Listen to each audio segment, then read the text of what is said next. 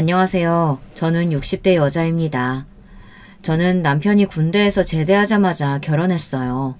거기다가 식을 올리자마자 시부모님이 바로 서울로 올라오자고 해서 올라왔습니다. 처음엔 저도 당황스러웠지만 그때는 그렇게 하는 게 당연했어요. 그 시대에는 그랬습니다. 여자는 결혼하면 남자네 집 식구가 되는 거였어요. 저는 고향에 친정 부모님을 두고 혼자 시부모님과 남편을 따라 아무런 연고도 없는 서울로 올라왔습니다. 시부모님과 저희 부부는 서울에 올라와 작은 다세대 주택에 살았어요. 명색이 갓 결혼한 신혼이었는데 방 2개, 화장실 하나인 집에서 시부모님과 함께 살았습니다. 지금 우리 형편에는 서울에서 가게를 먼저 차리는 게 우선이니 장사 자리 잡을 때까지는 여기서 좀 참고 살아라. 돈 좀 벌면 그때 집 구해줄 테니 그때 분가해. 서울에서 이 정도 집이면 대궐이 따로 없지. 뭘 집을 또 얻어준다고 그래요. 나 처음 결혼했을 때는 이거보다 절반만한 방에서도 다 같이 잘만 살고 그랬어. 요즘 사람들은 절대 이해 못하겠지만 시어머니는 분가에 분자만 나오면 아주 학을 떼셨습니다. 남편이 외동아들이었거든요. 시어머니는 평생 금이야 오기야 키운 아들 평생 끼고 살고 싶어 하셨어요. 그랬으니 결혼한 아들을 이 먼 서울까지 데리고 온 거죠. 그래도 저는 시아버지의 말씀만 굳게 믿었어요. 장사해서 돈만 벌면 분가해서 살라고 하신 시아버님의 말씀을요. 시어머니가 쉽게 내보내주지 않으실 거라는 건 알지만 그래도 일말의 기대감을 안고 열심히 살았습니다. 시부모님은 시장에서 정육점을 하던 고모님의 소개로 같은 시장에서 과일 가게를 시작하셨어요. 남편도 시부모님을 도와 과일 가게 일을 했고요. 저는 새벽에 일어나 새벽 시장에 나가는 시아버지와 남편을 위해 식사를 챙기고 집안일을 했어요. 청소, 빨래, 식사 준비 등등 집안일은 모두 다 제 차지였습니다. 그렇게 10년을 꼬박 살았습니다. 시부모님과 함께 한 집에 살면서 시장에서 장사도 함께 했어요. 그때를 생각하면 어떻게 10년을 버텼는지 모르겠어요. 일도 일이었지만 시어머니와 고모님들 등살에 하루도 마음 편할 날이 없었거든요. 한 번은 그런 적이 있었습니다. 제가 감기에 걸려서 새벽부터 열이 펄펄 났어요. 하필이면 집에 비상약이 하나도 없어서 남편이 새벽 내내 세숫다에 물을 받아 수건을 적셔 제 머리에 올려주었어요. 저는 괜찮다고 했는데도 남편은 제가 안쓰러웠는지 밤새 저를 간호했어요. 그런데 새벽녘에 화장실에 가시다가 남편이 수건을 빨고 있는 모습을 본 시어머니가 지금 뭐 하는 거냐고 물으신 거예요. 남편은 아무 생각 없이 제가 열이 많이 나서 그런다고 이야기를 했는데 잠시 뒤 생각지도 못한 일이 벌어졌습니다. 그 새벽에 시어머니께서 제가 자는 방에 쫓아오셨어요. 그러고는 열 때문에 정신을 못 차리는 저를 흔들어 깨웠습니다. 예, 일어나! 몸에 열이 나면 미지근한 물로 샤워 한번 하고 자면 될 것이지. 새벽부터 시장 가야 되는 남편을 밤새 한숨도 못 자게 부려먹으면 어떡하니? 거기다가 우리 3대 독자 감기라도 옮기면 어떡하라고 한방에서 자. 어차피 너는 열 나니까 거실에 나가서 자라. 그날 밤에는 정신이 없어서 시어머니께서 도대체 저에게 무슨 소리를 하는 건가 싶었어요. 저는 시어머니 손에 이끌려 화장실로 끌려가 강제로 찬물 샤워를 해야만 했습니다. 시어머니 말이 열이 날 때에는 그게 직방이라나요. 저는 온몸이 찬물에 젖은 채 밤새 오들오들 떨며 앓다가 깨어보니 어느새 거실에 나와 혼자 자고 있었어요. 순간 저는 스스로가 너무 초라하게 느껴졌습니다. 하지만 저에게는 아프고 슬퍼할 자격조차 없었습니다. 다음날 새벽 시어머니는 어김없이 저를 흔들어 깨우셨어요. 그러더니 한다는 말씀이 어이가 없었습니다. 시아버지랑 남편이 새벽부터 시장에 가는데 너는 아침도 안 먹여서 보낼 작정이야? 얼른 일어나서 상부터 차려라. 아직 열도 안 떨어져서 눈도 못 뜨는 저에게 시어머니는 굼뜨다면서 고래고래 소리를 질렀어요. 어머니, 이 사람 새벽 내내 열나서 고생했는데 굳이 뭐하러 깨우세요. 매일 먹는 아침 하루 거른다고 큰일 안 나요. 남편은 좋은 사람이었습니다. 언제나 제 편을 들어줬어요. 하지만 시집살이를 하는 저에게는 남편의 그런 자상함이 언제나 독이 되고는 했습니다. 사내놈이 할 일도 없이 여자들 일에 괜히 왜 끼어들어. 네 어머니가 네 마누라 사과 먹기라도 할까봐 그래? 시장 가려면 시간 없으니까 괜한 짓 하지 말고 빨리 준비부터 해. 살다 보면 열도 날 수 있는 거지. 뭘 그런 걸 가지고 호들갑이야. 시부모님에게는 뭐든지 별일이 아니었습니다. 제가 잠을 못 자서 얼굴이 반쪽이 되든 너무 피곤해서 몸살을 매일 달고 살던 그런 건 일절 중요하지 않았습니다. 시집온 며느리라면 응당 그렇게 사는 게 당연하다고 여겼으니까요. 저와 관련된 일 중에 별일 아닌 일은 딱 한 가지 있었어요. 바로 임신이었습니다. 이상하게 저는 결혼하고 7, 8년 동안 아이가 생기지 않았습니다. 지금 같으면 병원이라도 가서 검사라도 받아볼 텐데 그때는 그런 것도 없었으니 막연하게만 걱정하고 있었죠. 당시에는 다들 결혼하면 늦어도 2, 3년 내에는 아이가 생기니 저희 부부는 어딜 가나 별종으로 보였습니다. 그렇다 보니 시부모님은 물론이고 고모님까지 아이가 생기지 않은 것에 대해 항상 제게 타박을 했습니다. 한 번은 제가 고모님 정육점 일을 돕고 있었는데 고모님이 저를 보더니 비닐을 불쑥 제 주머니에 넣어주더라고요.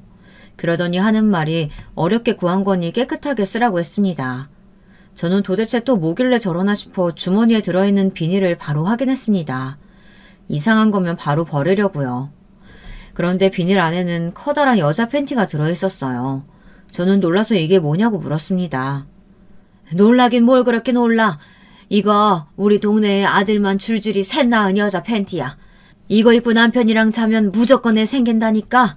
오늘 밤 입고 준비해. 알았지? 순간 저는 얼굴이 터질 것처럼 빨개졌습니다. 아무리 가족이라도 그렇지 뭘 이런 것까지 준비해서 간섭하는 건지 이해할 수 없었어요. 아무리 그래도 남이 입던 팬티를 어떻게 입어요. 저는 그런 미신 안 믿으니까 이것 당장 갖다 주세요. 아이고 답답한 소리 하고 있네. 그렇게 태평한 소리 하고 있으니 애가 생길 리가 있어? 몸뚱이가 부실하면 노력이라도 해야지. 벌써 30이 다 됐는데 언제 나와서 언제 키우려고 그래? 괜히 튕기지 말고 내가 시키는 대로 해. 제가 아무리 싫다고 말해도 시어머니든 고모님이든 본인이 시키는 대로 할 때까지 강요했습니다. 저는 결혼하고 아이를 갖지 못한다는 이유로 별의별 일을 다 당해야 했습니다. 저희 딸이 그렇게 어렵게 얻은 귀한 딸이었어요. 사실 시어머니고 고모님이고 저에게 별의별 미신을 다 해보라고 하셨지만 다 소용없었어요. 시어머니랑 고모님이 제 임신에 대해 포기할 때쯤에서야 아이가 생겼습니다. 시간이 흐를 만큼 흐르니 자연적으로 떡하니 생기더군요. 저는 그렇게 소원하시던 손주를 낳았으니 이제 더는 저를 괴롭히지 않겠지 싶었습니다. 그런데 아니었어요. 문제는 어렵게 얻은 아이가 아들이 아니라는 걸 가지고 꼬투리를 잡기 시작했습니다. 저와 남편은 너무 어렵게 얻은 아이라 그런지 누가 뭐라고 하든 아무것도 귀에 들리지 않았어요. 딸아이가 마냥 너무 사랑스럽기만 했습니다. 저는 딸아이가 너무 귀해서 조금도 떨어져 있고 싶지 않았어요. 제가 자는 사이에 누가 데려가기라도 할까봐 제 옆에 꼭 안고 잠들었습니다. 그 순간 그런 생각이 들더군요. 저에게도 드디어 이 세상에서 가장 소중한 존재가 생겼다고요. 제 인생에서 이 아이가 가장 소중하고 가장 중요했습니다. 그리고 가장 무서웠어요. 어느새 이 아이를 지키는 것이 제 인생의 가장 큰 목표가 되어 있었습니다. 저는 아이가 태어난 이후 많이 변했어요. 제 아이 외에는 아무것도 중요한 것이 제게는 없었습니다. 새벽에 아이를 보느라 잠을 자지 못하니 더는 새벽에 일어나지 않았어요. 시아버지와 남편의 아침상을 차리는 일은 하지 않았습니다. 그리고 시장에도 나가지 않았어요. 하루 24시간 딸아이 곁에서 떠나지 않았습니다. 저의 달라진 모습에 물론 시부모님만 가만히 계시지 않았죠. 애 보는 게 아무리 피곤해도 그렇지 잠깐 일어나서 밥상 좀 차리는 게 뭐가 힘들다고 시애비랑 남편이 새벽부터 나가는데 못 일어나? 안 그래도 새벽에 잠을 못 자서 피곤한데 괜히 일어나서 밥상 차리고 하다가 깜빡 졸아서 애가 깨서 우는 것도 못 들으면 어떡해요. 상상만 해도 끔찍해요. 예전에는 시아버지의 호통이 무서워 시아버지가 한마디 하시면 찍소리도 못하고 깨갱이었는데 저도 엄마가 되고 나니 한층 마음이 단단해졌는지 시부모님이 더는 무섭지 않았어요. 너 지금 아들도 아니고 그까지 딸 좀 낳았다고 유세하니? 이제 태어난 지 한 달도 넘었는데 대충 업고 시장에 나와.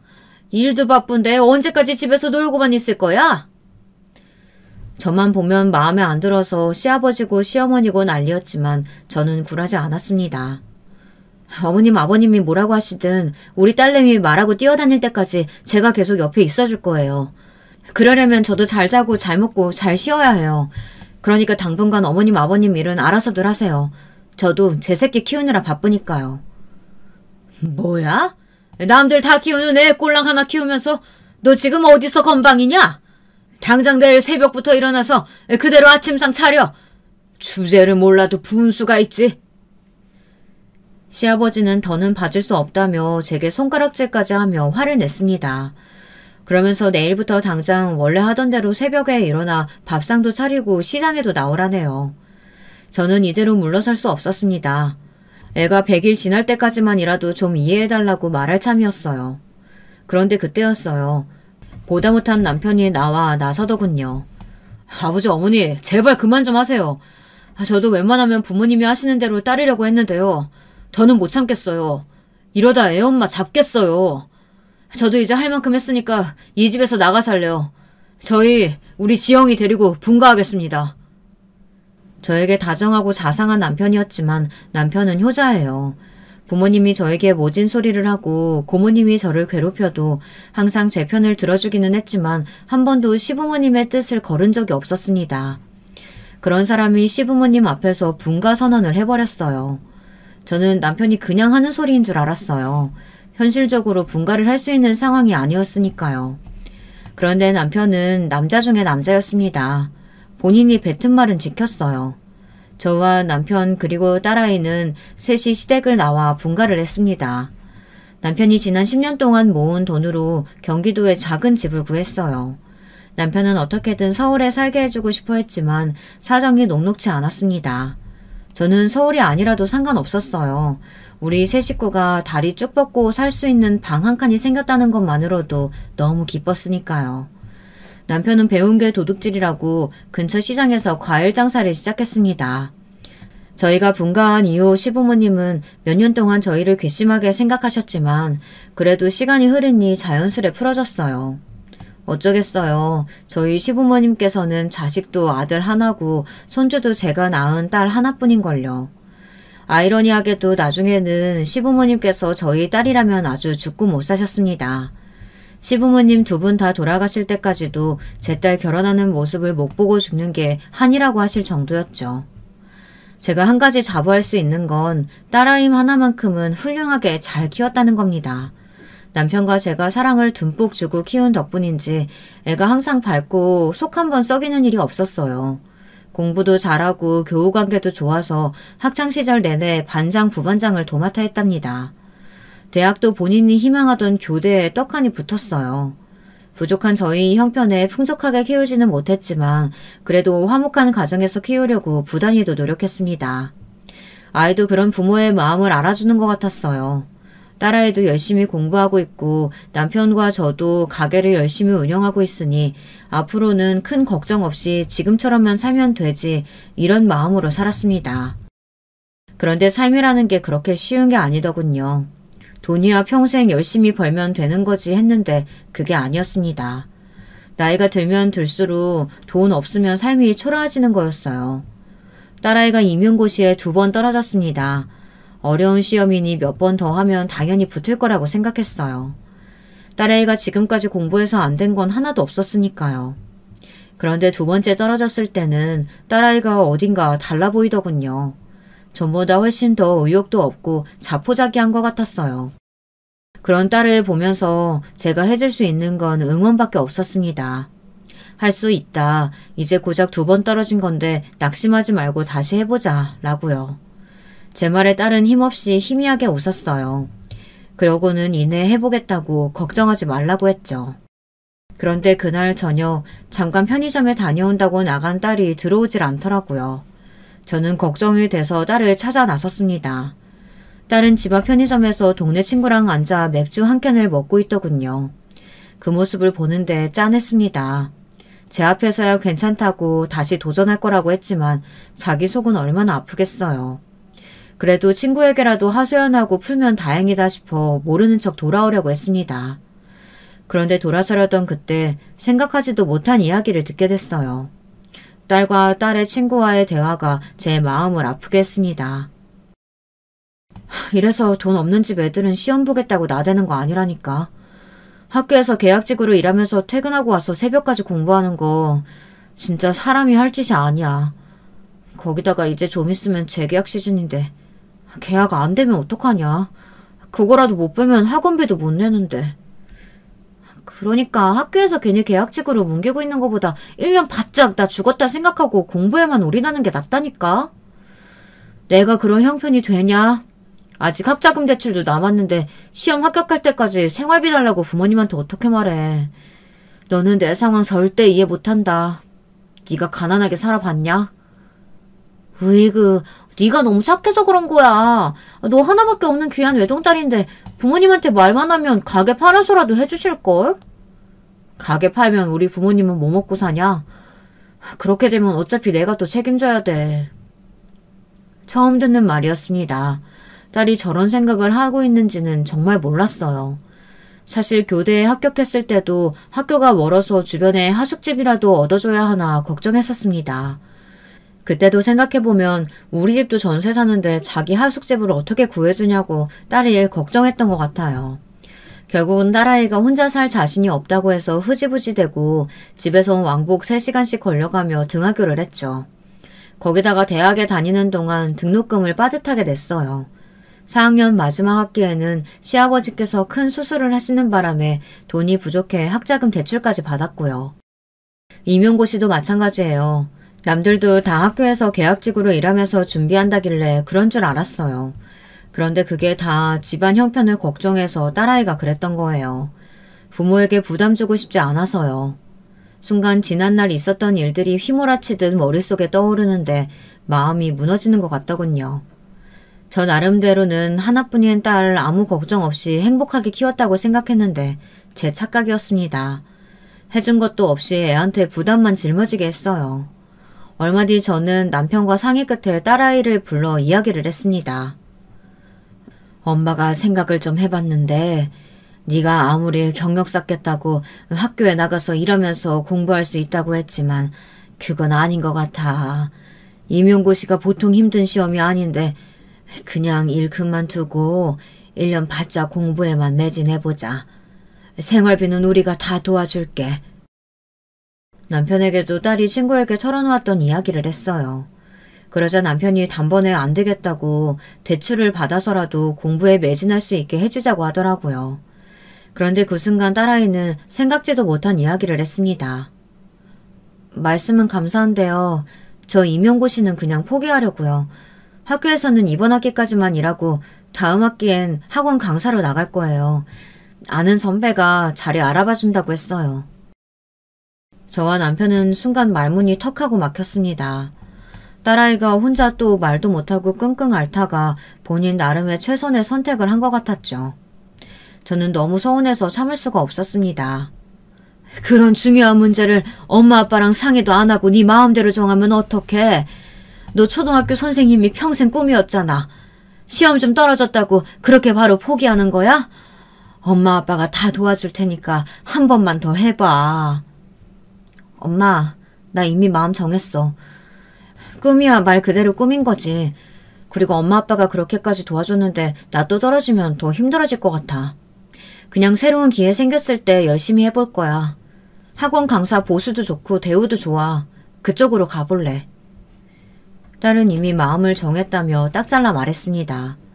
조금 있으면 20대 후반인데 공부만 하는 것도 너무 힘들다고요. 빨리 자리 잡아서 연애도 하고 결혼도 하고 싶답니다. 저는 계약직이 아니라 안정적으로 살고 싶다고요.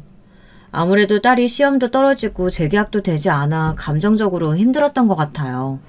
저와 남편은 딸이 꿈을 포기한다는 게 마음이 찢어질 듯 아팠지만 언제나처럼 딸을 응원하기로 했습니다. 그 이후로 딸은 계획대로 선배가 일하는 학원을 소개받아 학원 강사로 취직했어요. 옆에서 보니 그래도 잘 적응하고 일도 좋아하는 것 같아 다행이다 싶었죠. 자식은 성인이 돼도 그냥 자식인 것 같아요. 저보다 키도 크고 아는 것도 훨씬 더 많은데 어딜 내놔도 항상 걱정되고 마음이 쓰였죠. 그렇게 시간이 흘러 경사가 생겼어요. 딸아이가 결혼할 남자가 생겼다고 집에 데리고 왔습니다. 딸아이가 얼마 전부터 연애를 하고 있다는 거야 진작부터 눈치채고 있었는데 결혼 생각까지 하는 줄은 몰랐습니다. 저는 둘이 만난 지 얼마 되지 않은 것 같은데 벌써 결혼 이야기를 하니 좀 빠르다는 생각이 들었어요. 제 걱정에 남편은 둘이 좋으면 만날 시간이 뭐가 중요하냐고 괜히 잔소리하지 말고 딸을 믿고 응원해주라고 했어요. 우리 딸이 얼마나 똑똑하고 현명한 앤데 어련히 알아서 잘 골랐을까. 이제 학원에서 자리도 잡고 나이도 됐으니까 일찍 하는 게 좋지. 물론 남편 말이 맞아요. 요즘 사람들은 얼마나 똑똑해요. 결혼 한번 하려고 하면 알아서 따지고 재고하는 것도 많잖아요. 집안의 학벌, 직업, 재산 뭐 하나 부족하면 아예 결혼 안 하는 게 낫다고들 하는 시대이니 본인들이 알아서 하겠죠. 하지만 결혼에 살다 보면 학벌이니 직업, 재산보다 더 중요한 게 많잖아요.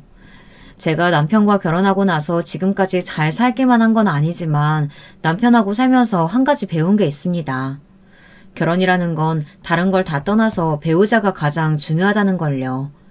제 남편이 돈을 잘 버는 것도 아니고 좋은 부모가 있었던 것도 아니지만 남편이 제 곁에 있어서 지금까지 버티며 살 수 있었던 거예요. 시부모님이 저를 아무리 미워하고 구박해도 남편이 항상 제 편이었기에 참을 수 있었어요. 남편과 사이가 좋다 보니 나중에는 절대 용서할 수 없을 것 같았던 시부모님까지 용서하게 되더라고요. 거기다가 항상 돈에 쪼들리면서 사고 싶은 거 한번 내 마음대로 척척 못 사고 살아도 남편이 가정을 위해 매일 충실하게 일하는 모습을 옆에서 보고 있으면 저도 같이 으쌰으쌰해서 열심히 살고 싶어져요. 그렇게 둘이 서로 의지하고 도우며 살다 보니 지금까지 큰 다툼 한 번 없이 평화롭게 살았습니다. 시부모가 아무리 괴롭히고 아무리 가난하더라도요. 부부라는 게 그런 것 같아요. 무슨 일이 있어도 언제나 든든한 내 편이 되어주고 서로를 인정하고 보듬어주는 사이요. 그렇게 살아야 나중에 자식이 독립해서 떠나고 다시 둘이 되어서도 평생 좋은 친구 사이로 살 수 있는 거죠. 저는 제 딸이 다른 건 몰라도 남편만큼은 자기 아버지 같은 남자를 만나기를 바랬어요. 그래서 저와 남편처럼 평생 친구처럼 행복하게 살기를 바랬죠. 우리 딸은 외동이라 형제도 없잖아요. 그러니 배우자감이 아주 중요했습니다. 사실 예비 사이가 오기 전에 저는 큰 걱정은 하지 않았습니다. 딸이 만나기 전에 이야기를 해줬는데 듣기로는 나무랄 데가 없어 보이더라고요. 예비 사이는 딸애가 일하는 학원 원장 아들이래요. 딸애가 대치동에 있는 입시학원에서 일하는데 예비 사이가 그 학원 상담실에서 일하다가 둘이 만나게 됐답니다. 예비 사위 부모님도 다 학원 선생님 출신이고 강남에 입시학원 말고도 큰 고시원까지 운영하고 있답니다. 얘기만 대충 들어도 돈 걱정은 없는 집안인 것 같아 안심됐습니다. 오히려 우리 집이 너무 기우는 것 같아 걱정됐죠. 예비 사이가 있는 집 자식이라고 제가 너무 기대했나 봐요. 더군다나 제 딸이 고른 남자애니 어련히 괜찮을까 싶었죠. 그런데 결혼하겠다고 데려온 예비 사위감이 영 제 마음에 안 들었습니다. 첫인상부터가 영 아니었어요. 애가 영 개념도 없고 철도 없어 보이더군요. 우리 집이 다세대 주택이에요. 주차가 한 집에 한 대밖에 될 수가 없어요. 예비 사위가 차를 가지고 온다고 해서 미리 남편 차를 시장 주차장에 주차해놓고 예비 사위가 주차할 수 있게 자리를 마련해 두었습니다. 그런데 잠시 후 집 앞에서 소란스러운 소리가 나더군요. 간간히 들리는 목소리가 제 딸아이 목소리인 것 같아 남편과 집 앞으로 나갔습니다. 그런데 생각지도 못한 광경을 보게 되었어요. 딸이 데려온 남자친구와 지하에 사시는 할머니께서 말다툼을 하고 있더라고요. 이야기는 이랬습니다. 저와 남편이 굳이 주차 자리를 빼놓았는데도 예비 사위는 그 자리가 마음에 안 들었나 봐요. 마침 가는 날이 장날이라고 비가 오고 있었는데 본인 차가 덩치가 커서 그 자리에 두면 비를 맞는다는 게 이유였습니다. 제 딸이 주차 자리를 알려줬는데도 예비 사위는 자기 차가 비 맞는 게 싫어서 굳이 남의 주차 자리에 차를 주차한 거예요. 하필이면 그 자리가 지하에 사시는 할머니 창문 앞이라 할머니가 바로 알고 나오신 거죠. 이 자리는 우리 할아버지 트럭 주차해야 하는 자리라니까.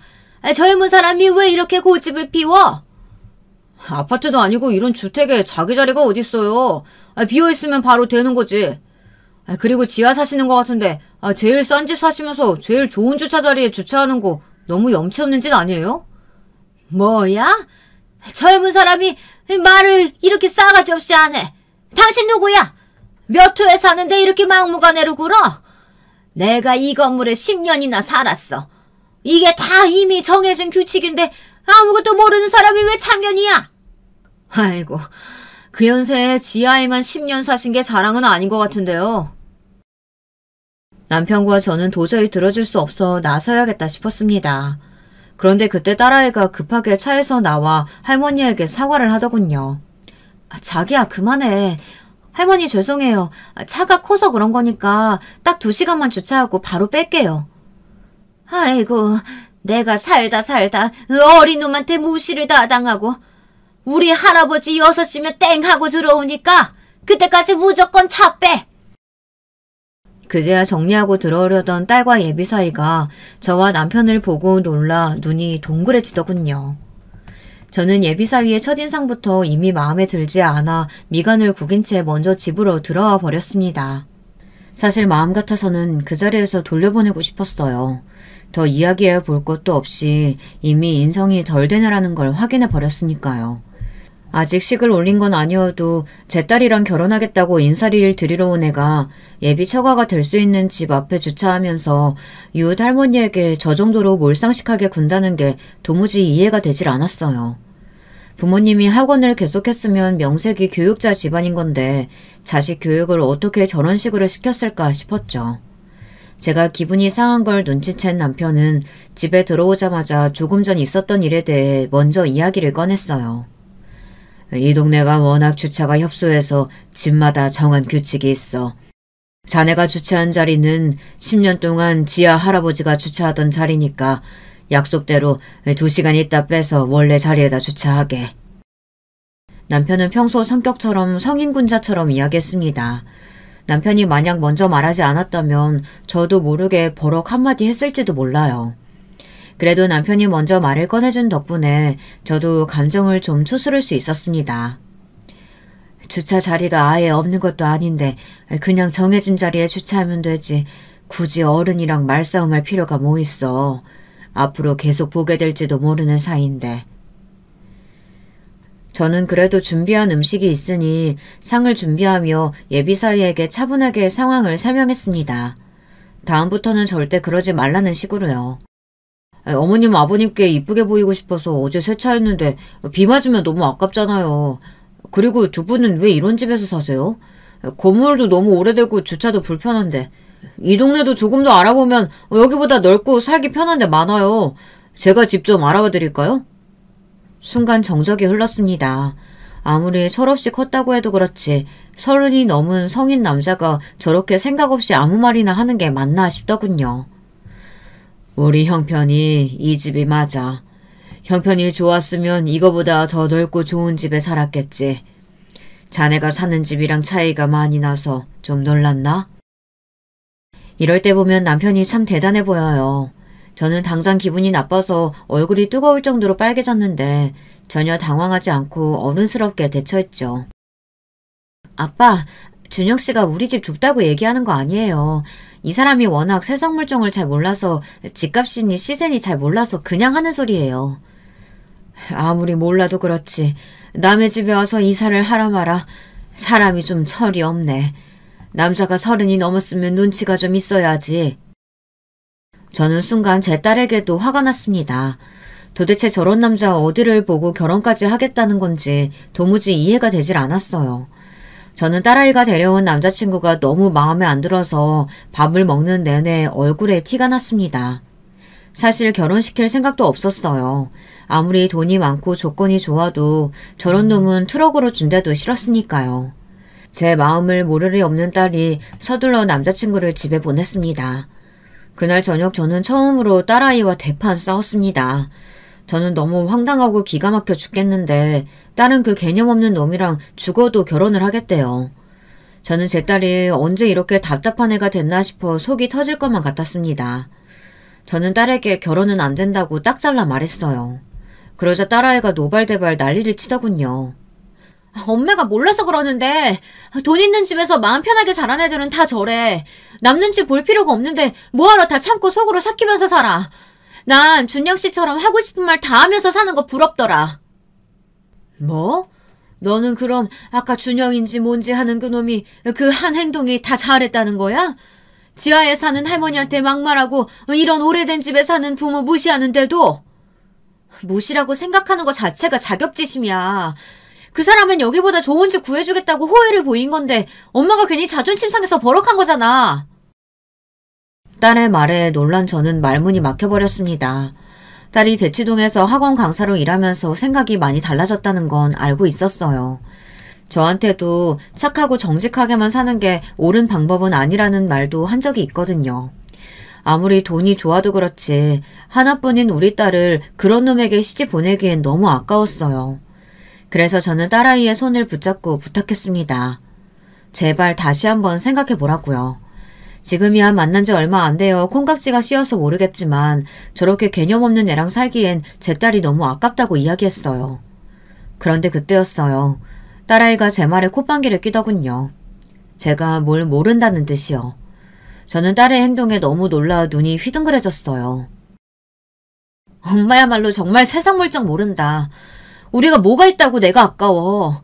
사실 준영씨 한번 파혼한 적 있어. 그래서 준영씨 부모님이 나랑 결혼 허락한 거야. 그것도 아니었으면 나 그 집 며느리로 가당치도 않아. 그랬습니다.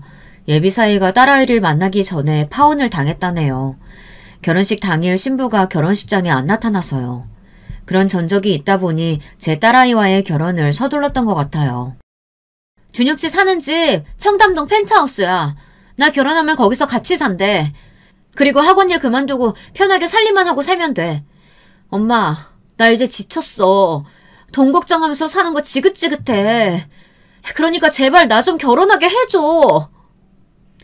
딸의 말에 저와 남편은 한마디도 못했습니다. 미안하고 가슴 아파서요. 가만 보면 저는 참 멍청한 엄마예요.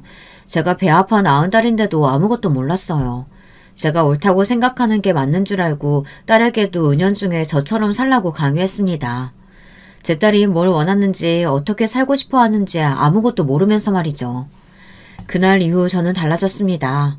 어떤 선택을 하든 딸이 원하는 대로 살게 해줬어요. 딸은 결혼하기로 했습니다.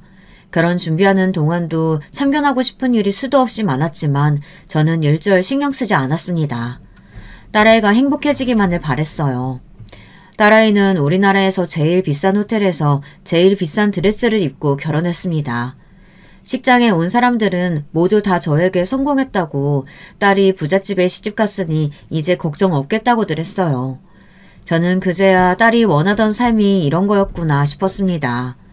어려서부터 항상 똑똑하고 대단한 아이였는데 부모에게 말은 안 해도 능력 없는 부모 밑에서 자기 나름대로 얼마나 답답하고 억울했을까 싶더군요.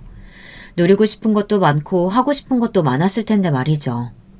이제는 부자 남편과 살며 하고 싶은 거 다 하고 행복하게 살기만을 바랬습니다. 그런데 결혼식 이후 딸아이에게서 연락이 뜸했어요. 결혼 준비하며 저와 관계가 소홀해지기는 했지만 그거와 결혼 준비하느라 바빠서 그런 거라고 생각했거든요. 그런데 신혼여행 다녀오고 일주일이 지났는데도 딸에게서 전화 한 통이 없었습니다. 사실 펜트하우스라고 해도 시댁에 시부모님이랑 같이 사니 신경이 쓰여 전화하고 싶어도 못하겠더라고요.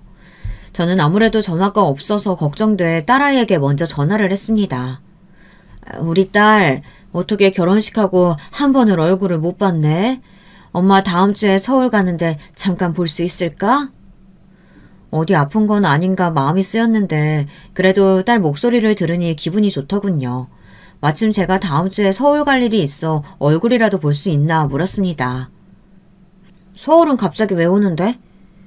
한참 만에 엄마 목소리를 듣고도 투명스러운 딸의 목소리에 저도 모르게 기분이 확 상했습니다. 아무리 사는 곳도 멀고 시집을 갔어도 그렇지 엄마 얼굴 본 지가 한참 됐는데 퉁명스럽게 말하니 서운하더군요. 그래서 저도 모르게 말이 못되게 툭 튀어나왔어요.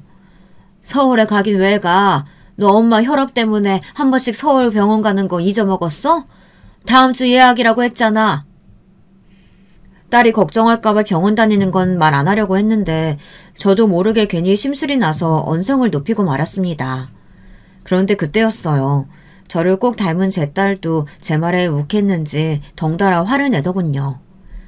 나도 나 살기 바쁜데 엄마 병원 가는 일정까지 일일이 다 알고 있어야 돼? 원래 그런 아이가 아닌데 말을 아주 밉살맞게 했어요. 싸가지 없는 남편이랑 살더니 말투까지 닮아가는 건가 싶더군요. 너 아무리 화가 나도 그렇지 엄마한테 무슨 말을 그렇게 쌀쌀맞게 해. 엄마 본 지가 언젠데.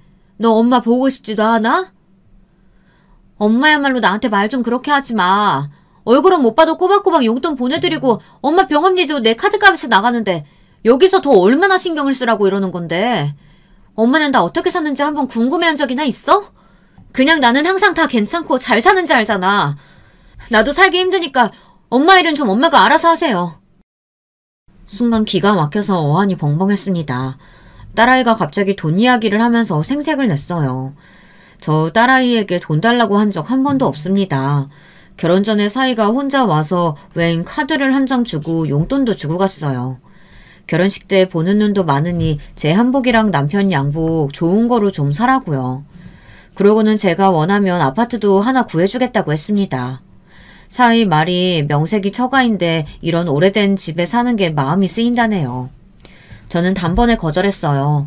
지금까지 저희가 돈 걱정은 하면서 살았어도 남한테 빚을 지거나 신세 한 번 진 적이 없이 살았습니다. 안 그래도 돈 좀 있다고 뻐기는 별 볼 일 없는 사위놈한테 딸 보내는 것도 답답한데 그런 놈한테 집까지 받을 수는 없었죠. 그리고 사위에게 받은 카드를 갖고 있기는 하지만 아직 쓴 적도 없었어요. 저는 딸이 하는 말이 너무 서운해 순간 울컥했습니다. 내가 뭘 어쨌다고 얘가 이래? 너 무슨 일 있어? 왜 엄마한테 짜증이야? 제 말이 다 끝나지도 않았는데 제 딸은 제 말이 더 듣고 싶지 않았는지 그대로 전화를 끊어버렸습니다. 그날따라 전화를 받을 때부터 얘가 영 말도 없고 힘이 없더니만 뭐가 불만인지 저에게 화만 내다 전화를 끊어버리더군요. 자식이라는 게 참 그래요. 그런 모진 소리 듣고도 제 마음이 더 안 좋더군요. 제가 30년을 키운 앤데 제가 제일 잘 알잖아요. 그 착한 애가 엄마에게 모진 소리를 하고는 혼자 끙끙 마음 졸일 걸 생각하니 속상하더군요. 저는 딸이 한 말 하나하나가 가슴에 남았어요. 저야 사위 앞에서 당당하려고 큰 소리치고 했지만 있는 사람들이 보기에 어디 그게 좋게 보였겠어요. 없는 사람들이 자존심 부리는 거로밖에 안 보였겠죠. 혹시나 사위놈이 없는 처가 무시하고 딸아이를 구박이라도 하는 건가 싶어 저는 마음이 쓰였습니다. 더 이상한 건 그날 이후 딸아이에게 연락이 없었어요. 사실 딸과 엄마 사이라는 게 그렇잖아요.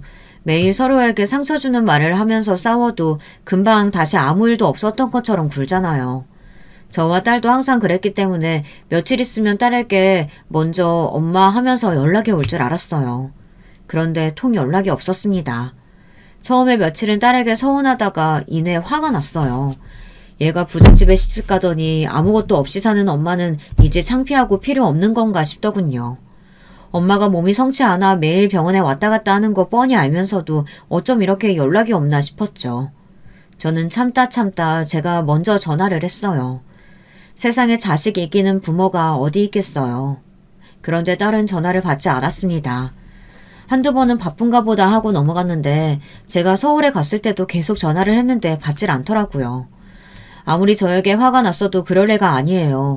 말은 퉁명스럽게 해도 엄마가 병원 가는 날은 항상 달력에 써놓고 약 먹는 시간에 전화도 오고 했었거든요. 저는 아무래도 걱정돼서 사위에게 전화했습니다. 딸애가 일주일 넘게 연락이 안 됐다고요. 지영이 저희 어머님이랑 일본에 여행 갔어요. 지영이가 요즘 무슨 스트레스가 있는지 너무 힘들어해서 어머니가 온천 좀 하고 오자고 데리고 갔거든요. 저야 당연히 장모님께 이야기하고 간 줄 알았는데 저 어머님이랑 싸웠다더니 아직 화해 안 하셨어요? 딸애가 사위에게 뭐라고 했는지 사위는 저랑 딸이 싸워서 힘들어하는 줄 알더군요. 그러면서 하는 말이 기가 막혔습니다. 어머님, 제가 이런 말씀 드린다고 서운하게 생각하지 마세요. 사실 지영이가 우리 집에 들어와 살고 나서 마음이 너무 편하대요. 결혼 전에는 뭘 해도 어머님 눈치 보느라 하고 싶은 것도 마음대로 못했는데 저희 부모님이 뭐든지 다 편하게 해주신다고요. 아니 이보게. 누가 들으면 우리 지영이 아무것도 못하게 꽁꽁 묶어놓은 줄 알겠어. 어머님도 아시잖아요. 지영이 똑똑한 거. 아무래도 임용고시 포기한 게 마음이 많이 남았나 봐요. 저희 부모님께서 아직 안 늦었으니까 공부 더 해보라고 해서 일본에서 오는 대로 아마 다시 학원도 다니고 할 거예요. 지영이는 잘했으니까 걱정하지 마세요. 제가 지영이랑 통화했는데 어머님께 연락드리라고 할게요. 사위 말에 저는 뒤통수를 맞은 것 같았습니다. 딸아이가 임용고시를 포기한 걸 부모 때문이라고 생각하고 있나 봐요. 저는 순간 눈물이 차올랐습니다. 그동안 제가 딸아이에게 그렇게 부족한 부모였나 하는 마음이 들더군요. 저는 마음의 병이 생겼습니다. 그동안 있었던 일들이 파노라마처럼 흩어지면서 딸아이에게 잘못한 것들만 떠오르더군요. 아무리 그래도 30년을 키워준 친정 부모보다 어떻게 시부모가 더 좋을 수가 있을까요? 저희 딸은 친구들이랑 1박 여행만 가도 하루에 몇 번씩 전화하고 사진을 수십 통씩 보내던 아주 다정한 딸내미였어요. 그런 애가 시어머니랑 일본 여행 가며 저한테 말도 안 하고 가서는 어떻게 전화 한 통을 안 할 수가 있을까요? 더군다나 벌써 여행 갔다 오고도 남았을 시간인데 아예 연락이 없었습니다. 저는 마음이 바짝바짝 타들어가는 것 같았어요. 달력을 세어보니 딸아이가 결혼한 지 딱 한 달이 지났더군요. 부잣집에 시집갔다고 가난한 친정 부모하고는 아예 인연을 끊을 생각인지 딸에게서는 한 달째 연락이 없었습니다. 딸과 연락이 안 되어도 너무 안 되니 슬슬 걱정됐습니다. 며칠 뒤면 딸아이 생일인데 아무래도 안 되겠다 싶어 저는 딸아이가 좋아하는 음식을 바리바리 싸서 청담동으로 갔습니다. 결혼하고 한 번도 딸이 사는 집에 가본 적은 없었지만 딸아이 물건을 퀵으로 보내준 적이 있었거든요. 저는 택시를 타고 무작정 그 조수로 갔습니다. 펜트하우스라고 하더니만 집이 아주 으리으리하더군요. 저는 무슨 백화점에 들어가는 건 줄 알았어요. 천장도 아주 높고 사람 사는 건물에 무슨 로비도 있더라고요. 들어갈 때마다 비밀번호가 잠겨져 있어서 제가 들어가고 싶어도 마음대로 들어갈 수가 없었습니다. 저는 1층에 서 있는 경비에게 여기 펜트하우스에 우리 딸이 산다고 말했어요. 그러자 경비가 딸 이름을 확인하고 어디론가 연락을 하더군요. 그런데 잠시 뒤 믿기지 않는 일이 벌어졌어요. 알려주신 주소는 여기가 맞는데요. 펜트하우스에 오지영이라는 분은 안 계신다고 하네요. 분명히 건물 펜트하우스가 맞는데 그 집에 제 딸 오지영이는 살지를 않는답니다. 저는 어이가 없어서 핸드폰을 꺼내 딸 사진을 경비에게 보여줬어요. 얘가 오지영인데 분명히 여기 산다고요. 어디서 본 적은 있는 것 같은데. 암튼 그 집엔 오지영이라는 사람은 없다니까 다시 확인해보고 오세요. 제가 보여준 사진을 보고 분명 경비는 어디서 많이 본 것 같다고 했어요. 하지만 그 집의 사모님께서 그런 이름의 사람은 없다고 하니 자기가 더 확인해줄 수는 없다고 했습니다. 저는 이런 말도 안 되는 상황이 어디 있나 싶어 기가 막혔습니다. 저는 곧바로 딸아이에게 전화를 걸었어요. 역시나 전화를 받지 않았습니다. 사위도 마찬가지였어요. 모두 다 전화를 받지 않았어요. 이럴 줄 알았으면 사돈 연락처라도 받아놓는 건데 싶더군요. 저는 경비에게 제가 올라가서 인사만 하고 오겠다고 사정을 했는데도 막무가내로 안 된다고 했어요. 세상의 부자들은 도대체 뭐가 무서워서 이렇게 경비가 삼엄한 집에 사는 줄 모르겠더군요. 저는 사위에게라도 연락이 올 때까지 기다렸습니다. 그런데 그때 경비가 잠깐 자리를 비운 사이 누군가 엘리베이터를 기다리고 있더군요. 저는 그 사람 뒤를 따라 함께 엘리베이터를 탔어요. 그리고 펜트하우스가 있는 층까지 올라갔습니다. 엘리베이터 문이 열리자 딸아이가 사는 집 현관문이 보이더군요. 저는 곧장 달려가 초인종을 눌렀습니다. 그때 현관문이 열렸어요. 문을 열고 나온 사람은 다름 아닌 안사돈이었습니다. 저는 순간 입에서 낮은 한숨이 튀어나왔어요. 혹시나 제가 잘못 찾아왔나 싶었는데 이 집이 맞으니까요. 아이고 사돈, 이렇게 연락도 없이 불쑥 찾아와서 죄송해요. 애들이 둘 다 연락이 안 돼서 부모로서 걱정이 돼서 가만히 있을 수가 있어야죠. 다음 주에 우리 지영이 생일이라 제가 반찬 이것저것 좀 해왔는데 이것만 좀 전달하고 갈 수 있을까요? 아무리 딸이 사는 집이라도 사돈이 같이 사는 집이니 저도 오래 있을 생각은 없었습니다. 그런데 아무리 그래도 그렇지 저는 그 자리에서 문전박대를 당하고 말았어요. 사돈, 아무리 그래도 여기가 어디라고 연락도 안 하고 이렇게 마음대로 오세요. 오늘은 저희가 바쁘니까 그냥 돌아가세요. 그리고 지영이 이제 우리 집 사람이고 출가 외인인데 자꾸 찾지 마세요. 알사돈의 말에 저는 너무 놀라서 손에 들고 있던 가방을 바닥에 다 떨어뜨렸습니다. 지금이 어느 시대인데 그런 구닥다리 같은 소리를 해요. 출가 외인이라뇨. 우리 딸 지금 어디 있나요? 저는 그 자식의 그 어미다 싶었습니다. 몰상식한 사위놈이 뭘 보고 배웠겠어요. 저는 아무래도 제 딸에게 뭔가 일이 생긴 것 같아 제 앞을 가로막은 안사돈을 밀어내고 안으로 들어갔습니다. 어머, 이 무식한 여자가 뭐 하는 거야? 당신 딸은 우리 집이랑 한 계약이 있어서 못 간다니까? 안사돈이 무슨 소리를 하든 저는 집으로 들어갔습니다. 그런데 잠시 후 저는 말도 안 되는 광경에 입을 다물 수가 없었습니다. 제 딸이 바로 제 앞에 있는데 처음에 몰라봤어요. 안 그래도 날씬한 애가 도대체 무슨 일이 있었던 건지 뼈만 앙상한 채로 바닥에 주저앉아 걸레로 바닥을 닦고 있었어요. 허름해도 너무 허름한 옷을 입고 말이죠. 그제야 저를 발견한 딸은 저를 보자마자 눈물이 가득 고인 얼굴로 다가왔습니다. 엄마가 여길 어떻게 왔어? 나 돈 다 갚을 때까지 엄마 못 보는 줄 알았는데. 돈이라니, 너 도대체 무슨 일이 있었던 거야? 몰골이 왜 이래? 딸 얼굴을 보자마자 저는 눈물을 감출 수가 없었어요. 그 예쁘고 곱던 애 얼굴이 말이 아니었어요. 저는 당장 딸아이를 데리고 나가려고 했는데 안사돈이 저를 가로막고 섰습니다. 지금 뭐 하는 거야? 새아기 너 우리 집이랑 한 계약 잊었어? 당장 들어가서 다시 바닥 닦아. 저는 순간 미간이 구겨졌습니다. 도대체 무슨 소리를 하는 건지 이해가 안 돼서요. 알고 보니 이랬습니다. 딸은 사위노임이랑 결혼 계약서를 쓰고 결혼했답니다. 사돈네는 철저히 자본주의였어요. 계약서에 결혼을 시켜주는 대신 결혼할 때부터 들어간 비용은 결혼해서 살면서 노동으로 딸이 갚기로 되어 있었답니다. 그래서 지난 한 달 동안 딸은 그 펜트하우스에서 가정부 노릇을 하며 결혼할 때 썼던 돈을 갚고 있었던 거예요. 저를 만나려면 한 달 정도 더 일을 해야 만날 수 있었답니다. 그래서 사위놈이 제게 카드와 용돈이랍시고 돈도 주고 간 거예요. 그래야 계속 딸아이를 묶어두고 일을 시킬 수 있으니까요. 저는 어이가 없어서 딸에게 왜 이런 바보 같은 계약을 하고 결혼을 한 거냐고 따졌습니다.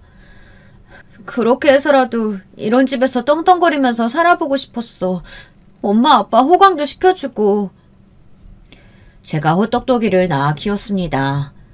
딸아이는 어떻게 살든 재벌 며느리로 한번 살아보고 싶었대요. 그런데 그게 이 정도로 끔찍한 일일 줄은 몰랐던 거죠. 원래 이 펜트하우스에서 일하던 사람이 5명이었는데 딸이 들어오자마자 다 자르고 그 많은 일을 몽땅 다 딸에게 시킨 거예요. 그랬으니 애가 반쪽이 되었던 거죠. 딸만은 저처럼 안 살았으면 좋겠다 싶어 사위가 마땅치 않아도 재벌이라는 소리에 시집을 보낸 거였는데 딸이 이런 취급을 받고 있을 줄은 꿈에도 몰랐습니다. 저는 그날로 딸을 데리고 집에 왔어요. 그리고 당장 이혼하라고 했습니다.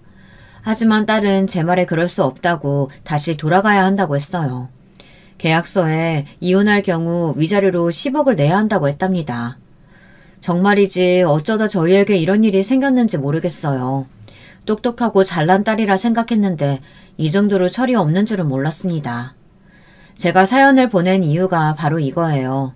제가 요즘 딸아이만 생각하면 심장이 뛰어 잠도 잘 못 자고 있습니다. 현재 딸은 이혼 소송 중이에요. 저희 나름대로 변호사도 알아봐서 그 이상한 계약을 무효화할 수 있는 법을 찾아보고 있지만 이미 공증까지 받아둔 계약서라 쉽지 않다네요. 저희는 어쩌면 좋을까요? 소송이야 하는 데까지 해보겠지만 딸과 제 사이도 예전 같지 않아요. 안 그러려 해도 은연중에 딸 앞에서 싫은 소리를 하게 되니까요. 사람은 누구나 실수를 합니다. 그러면서 성장하는 거기도 하고요. 하지만 요즘 같으면 정말 딱 죽고 싶습니다. 앞날이 막막해서요. 제 사연 들어주시는 분들도 답답하시겠지만 제가 쪽팔려서 이런 이야기 어디 가서 하겠나요? 저에게 힘내라고 다 극복할 수 있다고 위로의 말과 희망적인 메시지를 댓글로 좀 남겨주세요. 하나하나 확인하고 다시 힘내서 딸과 열심히 살아보겠습니다. 지금까지 저의 이야기 들어주셔서 감사합니다. 여러분의 가정에는 항상 행복한 일만 가득하시길 바랄게요. 안녕하세요. 한창 공황장애로 고생하던 사람입니다만 이제 조금은 누군가를 만나서 얘기를 할 수 있게 된 것 같아요. 저는 30대 후반의 남자고 아주 심각한 일을 겪었어요. 사실 일이 터지고 크게 벌리게 된 게 최근이지 일이 꼬이고 꼬여왔던 것은 좀 된 것 같네요. 단도직입적으로 말하자면 그 여자를 만나면서 많은 것들이 잘못됐다고 생각합니다. 이 여자의 이름은 김지현이고 저와는 동갑이에요. 우리 둘은 인터넷으로 만나서 교제를 하게 되었던 사이예요. 사실 지인들이 늘상 말리는 것이 이런 인터넷 만남이긴 해요. 그런데 다들 우려하는 것처럼 얼굴도 잘 모르는 사이에서 이상한 곳에서 연락을 주고받다 만난 게 아니에요.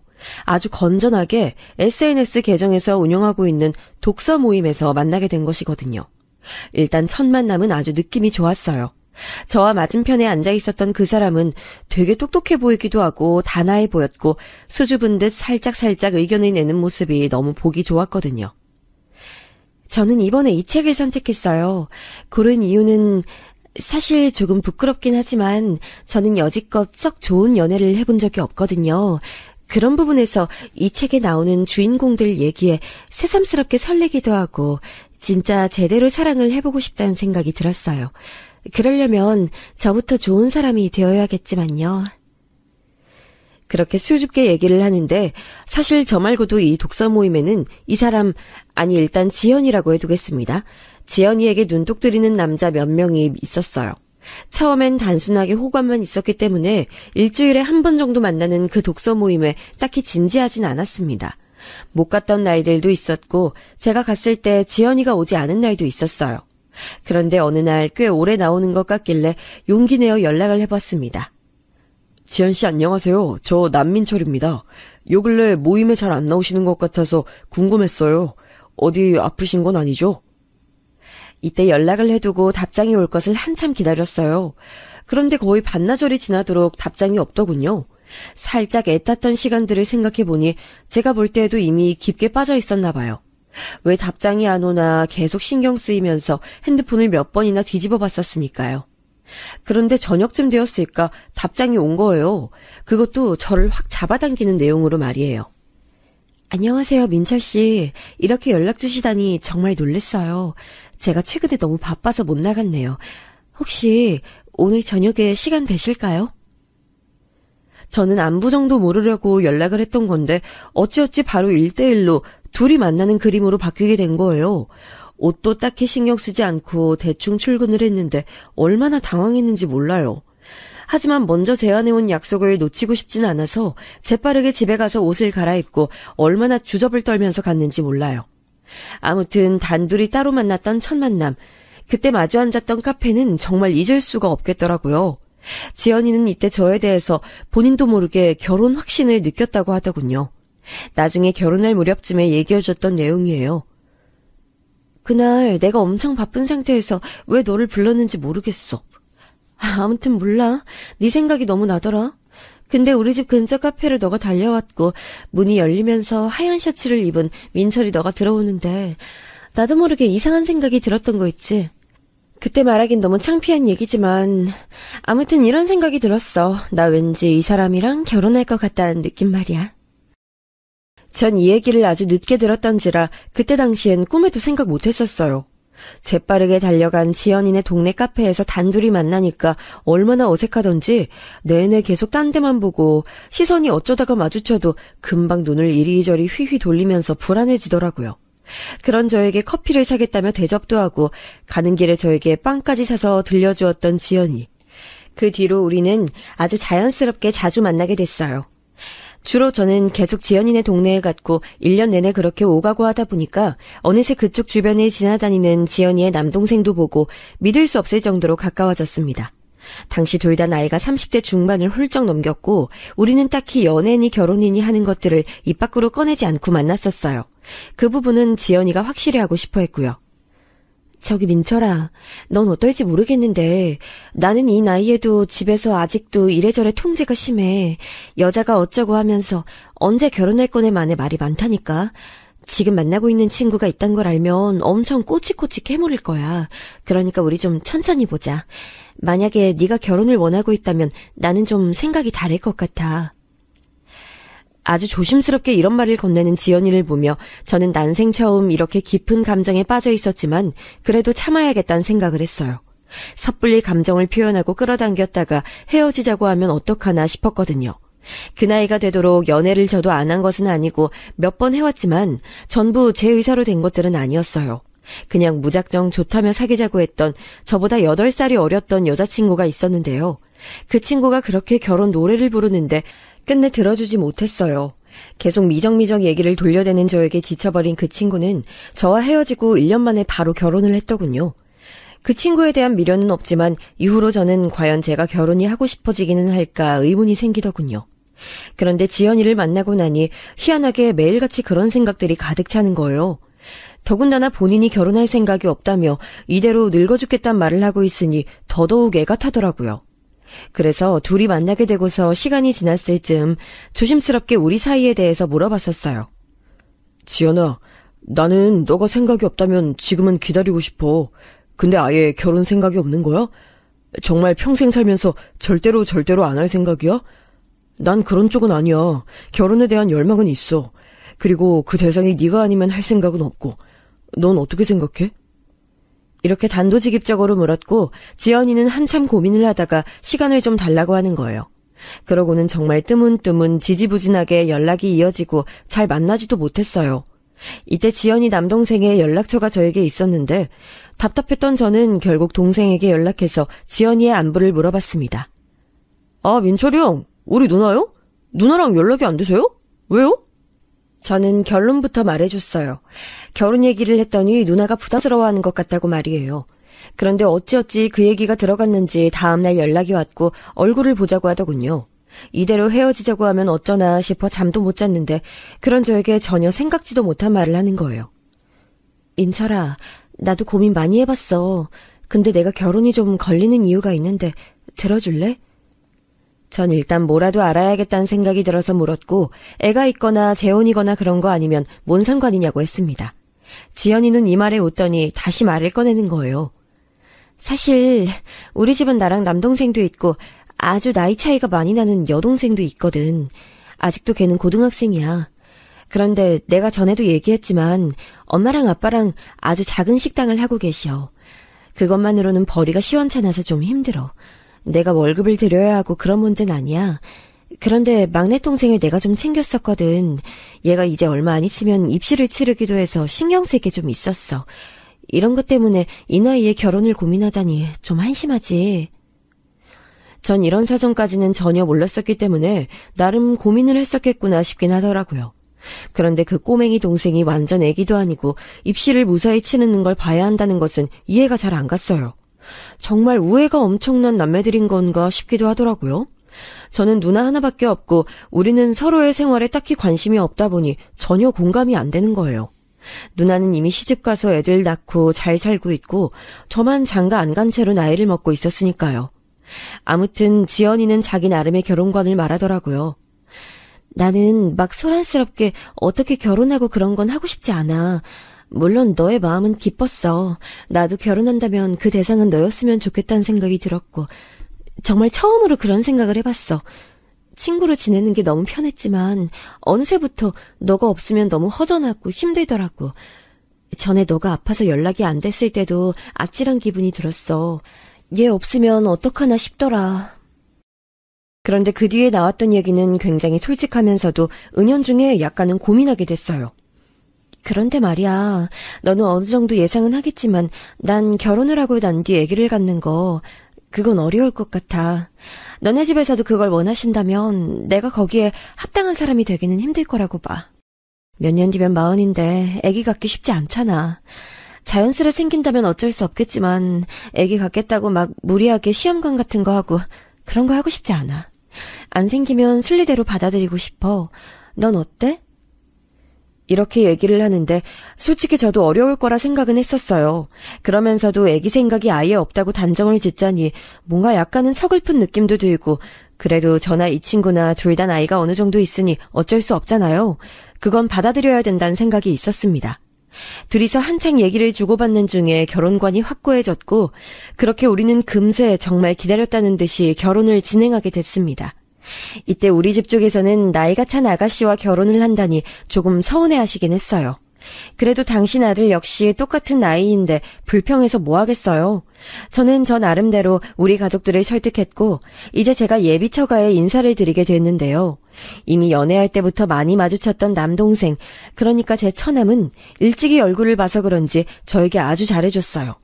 그리고 그날 처음으로 나이 차이가 많이 난다던 이제 고등학생인 꼬맹이 처제를 보게 된 거예요. 장인 장모님까지 모두 다 비슷하게 생긴 얼굴에 역시 가족이구나 싶었고요. 그런데 이때 약간 한 가지 저에게 걸리는 내용이 있었어요.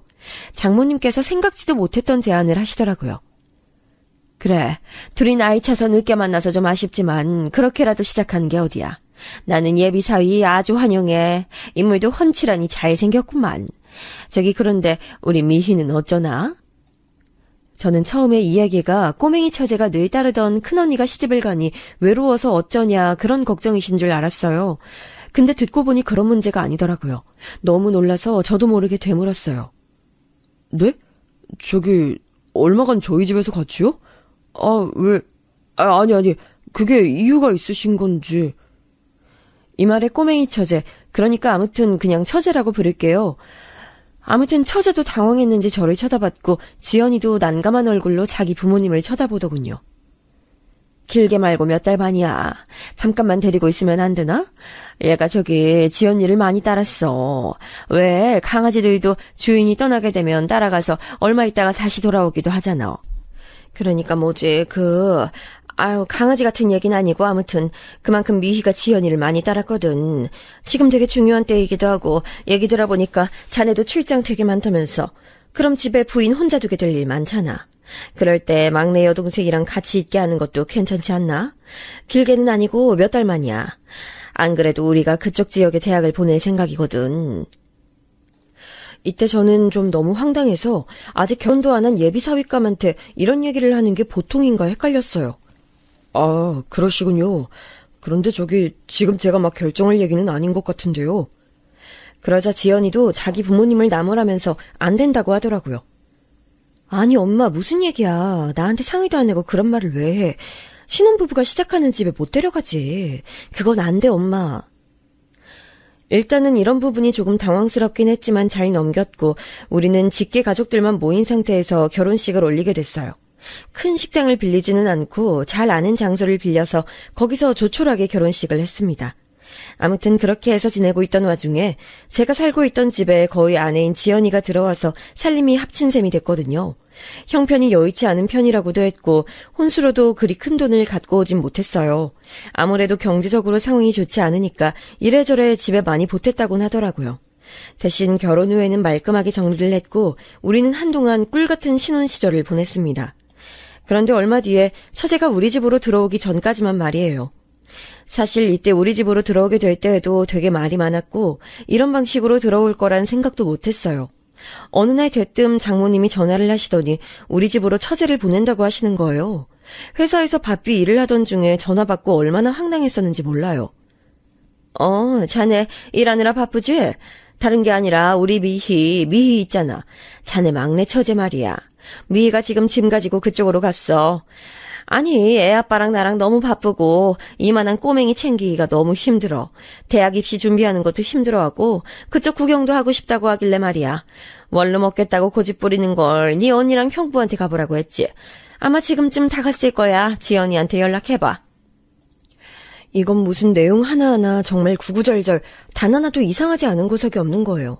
이런 중요한 얘기를 왜 처제를 보내놓고 저한테 전화해서 통보를 하시는 건지, 그리고 왜 아내 지연이는 이런 얘기를 저한테 안 해준 건지, 게다가 대학 입시랑 저희 집에 오는 거랑 뭔 상관이라는 걸까요?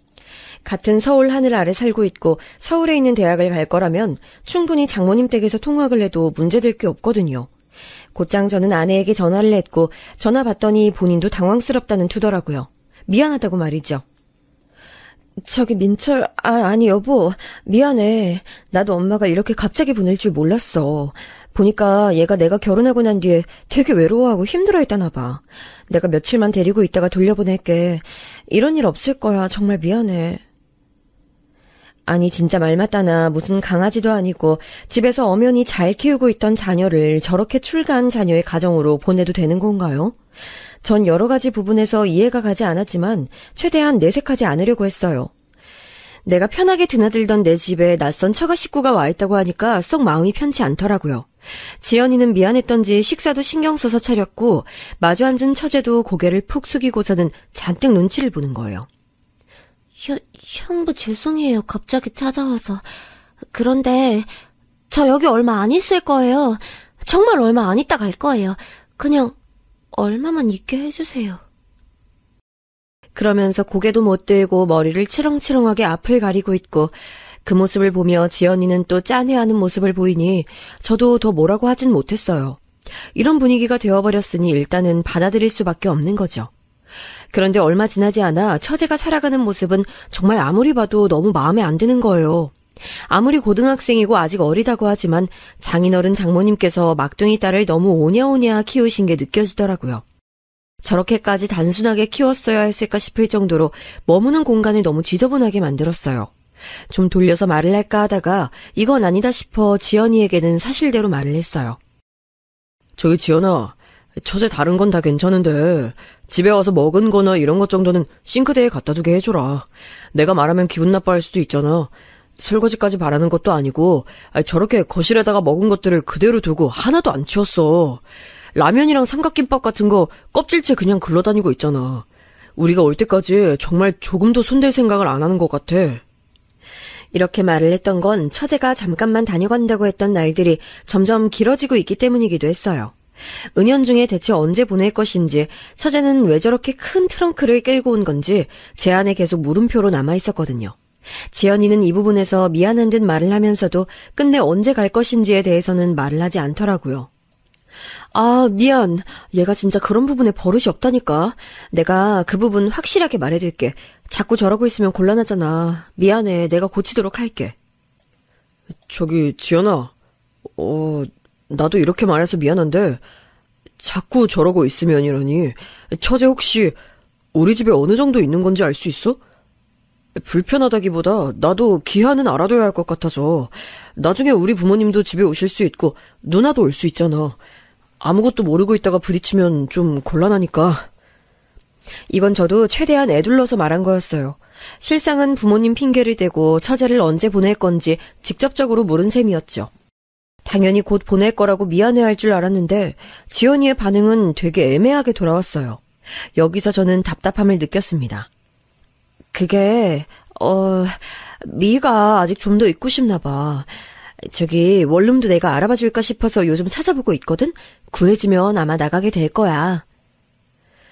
이렇게 마치 남일처럼 이야기를 하는데 저는 나가는 시기도 제가 알 수 없다는 것에 숨이 턱턱 막혔어요.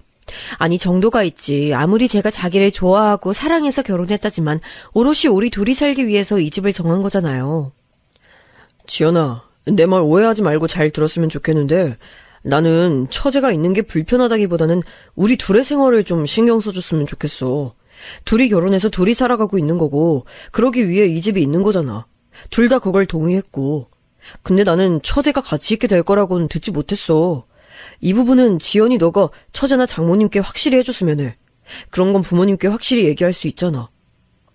제 말을 여기까지 들은 지연이는 조금 난감한 표정을 짓더니 그제야 알겠다, 얘기해보겠다고 하는 거예요. 알겠어. 여보가 힘들어할 거란 생각을 못했네. 엄마가 무작정 부탁하긴 했지만 그래도 여보가 잘 받아줘서 너무 고마웠어. 우리 미희 같이 데리고 있어줘서 고마워. 이렇게 말을 하는 걸 들으니 순간적으로 제가 너무 강하게 밀어붙였나 싶었지만 그래도 얼마간 쭉 이어졌던 낯선 식구와의 생활은 저를 너무 피곤하게 만들었어요. 그렇게 해서 어찌어찌 처제를 보냈고 저도 그날은 괜히 어색하면서도 개운한 마음에 지연이가 좋아하는 음식과 간식거리를 사들고 들어갔었답니다. 그런데 묘하게 뚱한 얼굴로 서운한 빛을 내고 있는 모습을 보니 저도 뭐가 뭔지 모르겠는 거예요. 지연아, 기분이 별로 안 좋아 보이네. 혹시 처제가 집에 가서 그러는 거야?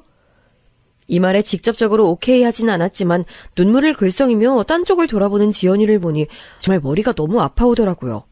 대체 신혼인데 이게 뭔가 싶기도 하고 일단은 제가 아내를 아끼고 사랑하는 마음이 너무 커서인지 앞서 너무 냉정하게 보냈나 싶은 후회가 들었어요. 저도 참 저인 게 결국은 이때 설득을 다시 해서 처제를 불러들이게 됐답니다. 한 달만 언니와 지내다가 돌아가는 걸로 해서 말이에요. 방학 기간이기도 했고 썩 내키진 않았지만 어디까지나 상호 협의한 상태에서 와 있게 했어요. 그러다 보니 주말도 셋이서 보내게 됐고 저는 있는 동안만은 최선을 다하자고 생각했어요. 내심 또 이런 일이 있으면 스트레스 받을 것 같아서 저희 집에 있는 동안 용돈도 주고 데리고 여기저기 다니기도 했었어요. 지연이도 그런 부분에 대해서 꽤나 고마워하는 눈치였고요. 그런데 문제는 이때 처가 쪽 먼 친척 결혼식에 갔다가 터지게 된 거예요. 이날 저는 갈 예정이 있진 않았고 지연이랑 처제만 둘이 다녀온다고 했었는데요. 마침 시간이 비게 된 거예요. 지연아, 나 오늘 일이 일찍 끝났어. 금방 차로 데리러 갈게. 내 차로 다 같이 편하게 가자. 제 말에 지연이는 미안했는지 그러지 않아도 된다는 거예요. 아니야. 나랑 미희랑 둘이 지하철로 갔다 올게.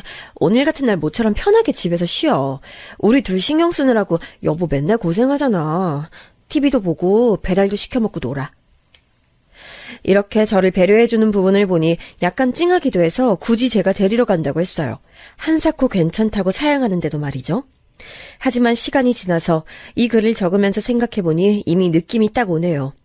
이때 제 아내 지연이는 저에게 미안하고 고마워서 이런 말을 한 게 아니었어요. 자기와 나이 차이 많이 나는 여동생을 챙겨준 남편이 고마워서 굳이 처가 행사까지 안 와도 된다고 거절한 줄 알았는데 그게 아니었던 겁니다. 웬만하면 제가 오지 않았으면, 아니 제발 오지 말았으면 하는 이유가 있었던 거예요. 그건 그날 제가 이 둘을 데리고 처가 결혼식에 도착했을 때 한창 분위기가 무르익었을 때 눈치채게 됐어요. 사실 눈치랄 것도 없고 그냥 좀 이상하다고만 생각했었어요. 왜 저한테 저런 말을 하시나 싶었거든요. 그 말을 하신 분은 처가 쪽 작은 아버님이셨는데 분위기를 보아하니 굉장히 오랜만에 본 듯했어요. 지연이와 저, 처제 셋을 보자마자 반갑게 달려오셨고 지연이도 어색하게 인사를 하더라고요. 작은 아빠 건강히 잘 계셨죠? 진짜 오랜만이네요. 거의 10년 만에 보는 것 같아요. 그러자 작은 아버님도 아주 반갑게 인사를 하시는데 좀 이상한 내용을 듣게 됐어요. 야, 이쪽이 그 뭐야, 신랑? 남편이구만. 아이고, 반가워요. 내가 지연이 작은 아빠야. 그동안 해외 나가 있느라 볼 일이 거의 없었어. 결혼했다고 할 때 축의금만 보냈지 뭐야. 그래서 저도 얼른 고개 숙여서 인사하고 악수를 하는데 뒤이어 하시는 말씀이 상당히 낯설게 들렸어요. 순간적으로 지현이도 살짝 미간을 찌푸리는데 이거 분위기가 전반적으로 이상하더라고요. 그런데 참, 아이고, 미희도 많이 컸네. 고등학생인가? 벌써 어른 느낌이 나는데. 그건 그렇고 저기 조카 사위 참 대단하네. 좋은 일 했어. 아주 착한 사람이야. 요즘 시대에 이런 청년이 어딨나, 그치? 일단 저는 아주 단순한 사람이라 처음엔 제가 이렇게 처제까지 챙겨온 걸 기특하게 보시나 했어요. 근데 돌아서서 어른들과 인사를 다니는데 생각하면 할수록 좀 이상한 거예요. 제가 오늘 둘을 같이 챙겨온 것 정도밖에야 오늘 칭찬 들을 일이 없는데 그게 뭐 그리 칭찬받을 일인가 싶기도 했고요. 따져보면 또 여기 식장에서 이제 막 만난 작은아버님이 우리가 오늘 회사를 끝나고 일찍 누굴 데려오고 이런 상황들을 아실 리도 없는 거잖아요. 아무튼 그냥 뭐가 그렇게 잘하고 대단하고 착하다니 요즘 시대에 왜 이런 청년이 있냐는 건지 납득이 가지 않더라고요. 저는 어리둥절한 얼굴로 지연이를 쳐다봤고 지연이는 그 순간 이마에 내 천자가 확 잡히더라고요. 아무래도 사랑하는 사이고 부부니까 미묘한 표정 변화 정도야 눈치챌 수 있으니까요. 지연아, 왜 그래? 무슨 일 있어? 그리고 왜 내가 칭찬받는 건지 잘 모르겠네. 이렇게 머쓱하게 웃으면서 말했는데 지연이는 제대로 설명해주지 않고 약간 표정이 어두운 거예요. 작은아버님과 사이가 안 좋은 건지 아무튼 이날 결혼식 끝날 때까지 내내 도통 이해를 할 수 없었어요. 그때는 그냥 그렇게 넘겼는데 집에 가려고 나온 길 주차장에서 마주친 또 다른 친척, 그러니까 이날 결혼한 자제의 부모님이신 친척분이 인사를 하셨어요. 아무튼 줄줄이 이렇게 계속 지연이의 친척 어르신들을 만나게 됐는데 전부 다 비슷한 반응을 하시면서 저를 반겨주셨어요. 아이고, 지연이 남편? 야, 아주 멋진 사람이네. 대단하다. 지연이가 남편 복이 있네 있어. 대단해. 이렇게 시작질을 하시더니 끝에 가서는 아주 이상한 말씀을 남기셨고 저는 거기서는 도저히 그냥 넘어갈 수 없는 상황이 됐어요. 네? 그게 무슨 말씀이시죠? 딸? 저기 다시 말씀해 주세요. 제가 이렇게 이날 처음 본 생전 낯선 어른을 붙들고 따지듯이 묻게 된 것은 인사말미에 하신 말씀이 너무나 소름 끼치는 내용이었기 때문이에요. 옆에 같이 서 있던 지연이와 처제도 눈이 동그랗게 커져서는 일제히 저를 바라보고 있었고 도저히 멈출 수 없는 얘기였습니다. 우리 지연이 잘 부탁해. 지연이가 고생을 아주 많이 했어. 어릴 때 딸을 낳아가지고 저만치 키우느라 얼마나 고생했겠어. 이렇게 크게 품어주는 신랑 만났으니 얼마나 다행이야. 전 이 순간 눈앞이 팽팽 돌아가는 것을 느꼈고 머리 위로 무슨 날번개가 친 마냥 아찔한 기분이 들었어요. 대체 이게 무슨 말일까요? 도통 알아듣게 좀 차근차근 말을 해줘야지 갑자기 이런 오물 같은 소리를 투척하면 어떡하냐고요. 지연아, 이게 무슨 말이야? 아니 저기 무슨 말씀이세요? 딸이요? 딸이라니, 에? 저는 연거푸 계속 물었고 제 표정과 주변 반응을 보신 그 친척 어르신은 일순간 눈이 마구 흔들리더니 서둘러 자리를 뜨시는 거예요. 곧장 주차해 둔 차 쪽으로 뛰어가시는데 저 역시 멍하니 서 있는 지연이와 그 어르신의 점점 멀어지는 거리를 보며 미친 듯이 뛰어갔어요. 저기 어르신! 아니, 예, 저기 친척 어르신이죠? 예? 아니 무슨 말씀이세요? 지연이가 뭐요? 딸이요? 처제, 아니 여동생이 아니고 딸이요? 전 정말 누가 옆에서 달래주지 않으면 거품이라도 물 것 마냥 너무 충격이 컸고 억지로 차 안으로 몸을 우겨 넣어 빨리 자리를 뜨려는 그 어르신이 그냥 농담이라고 잘못 말했다고 말해주길 바랐어요. 안 그러면 도무지 이 상황을 맨정신으로 버틸 수가 없잖아요.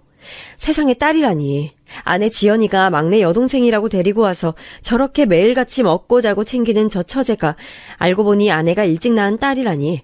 농담도 진짜 너무 지독하고 더럽게 하신다는 생각이 들었어요. 끝끝내 그 어르신은 아주 냉정할 정도로 차 문을 거세게 닫아버리시더니 슝 하고 나가버리셨고 어떤 대답도 들을 수 없었어요. 그대로 전 겨우 옆에 있는 벽들을 잡고 걸으면서 영혼이 어딘가 나가 있는 듯한 표정으로 저를 보고 있는 지연이와 처제 옆으로 성큼성큼 걸어갔어요. 저 역시 아주 속이 완전히 뻥 뚫려버린 상태라 뭔가 묻긴 해야겠는데 빨리 말이 입안에서 돌질 않는 거예요. 마치 혀가 돌처럼 굳어버렸고 누가 말을 못하게 막고 있는 마냥 입이 떨어지지 않았어요. 그래도 겨우겨우 숨을 내쉬면서 첫 마디를 던졌습니다. 이게 무슨 말이야? 어? 장난이지? 나 못 알아듣겠는데 말 좀 해봐, 지연아.